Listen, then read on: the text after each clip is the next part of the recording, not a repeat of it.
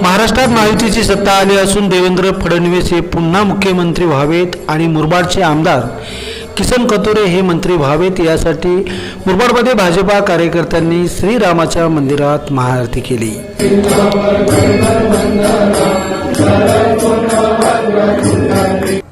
मुकेशजी, आज प्रभू श्रीरामाच्या मंदिरामध्ये आपण जी महाआरतीचं आयोजन केलेलं आहे आणि आम्ही ही महाआरती करत आहोत आणि प्रभू श्रीरामाचरणी आम्ही प्रार्थना करत आहोत की महाराष्ट्राला एक चांगलं नेतृत्व मिळावं अशी आम्ही प्रार्थना करतो। त्यांना देवेंद्र फडणवीस साहेबांना मुख्यमंत्रीपद मिळावं, तसंच मंत्रिमंडळात आमदार किसन कथोरे साहेबांना वर्णी लागावी, ही 5वी टर्म आहे साहेबांची, त्यांना मंत्रिपद मिळेल ही अपेक्षा आम्ही सर्वच नागरिक करत आहोत, सगळे भारतीय जनता पार्टीचे सदस्य करत आहोत।